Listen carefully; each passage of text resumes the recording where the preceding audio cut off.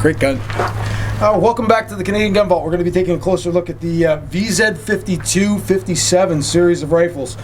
Bring it on in for a look at this vintage collectible. Fantastic gun, very SKS-like, and you can really see a lot of the influence that the SKS would have had on a rifle like this. There are some major differences, though. Clearly, a lot more work and time has gone into the machining. It uses detachable box magazines that release with this like paddle-style release button there. Originally 10 rounders, pinned to 5, of course, here in Canada. And you know what? Just a real smooth shooter. I mean, it's a heavier gun than an SKS, but if you look at the finish, and I'll just bring it up here onto the desk so you can have a closer look at it. I mean, it's clearly a higher quality rifle. Is it SKS like? Absolutely.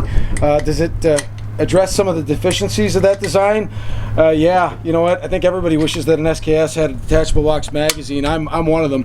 The trigger's a lot smoother than anything I've ever experienced on a Russian SKS. I mean, I understand that this was made just a few years after the SKS was developed, and then, of course, like the SKS, it was kind of pushed into obsolescence. It's not the kind of rifle you see every day. They run a lot more than SKSs. Items like this will usually cost about $800 to $1,000 here in Canada, and I can see why. I mean, it's a heavier rifle. It feels like it barely moves when you pull the trigger, which is really kind of nice. But you really lose sight of that post.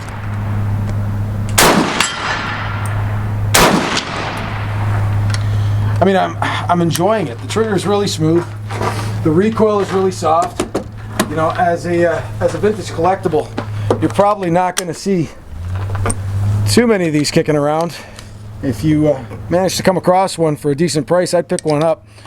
They're chambered in 7.62 by 39. Originally, they were chambered in a 7.62 by 49 cartridge. And, it's one of those things that the Soviets refused to kind of concede defeat on. They wanted all their guns to be firing the same round as AK-47s. And, I mean, just a lot of fun to shoot. But I'm having a little bit of trouble picking up that front sight.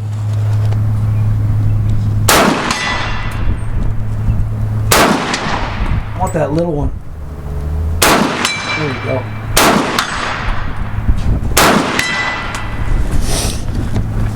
Great gun. Really enjoying it. A little bit front heavy. It's a little bit shorter than an SKS, but a lot of fun to shoot. And I haven't seen them around too often. Definitely, the ammunition for the original chambering is harder to come by, and as a result, I understand that those models are a little less expensive than these. But the availability of ammunition for guns like this is pretty high. There's a lot of surplus ammunition available.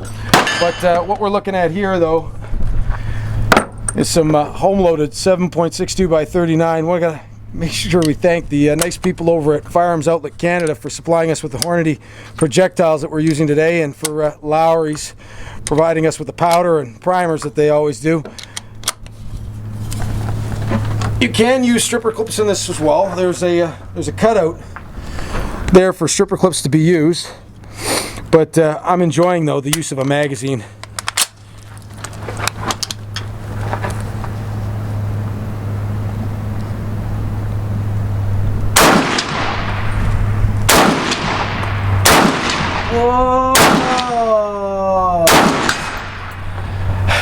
Get a little bit too excited sometimes. Well, you know what? Fantastic piece. Not the kind of thing you see every day.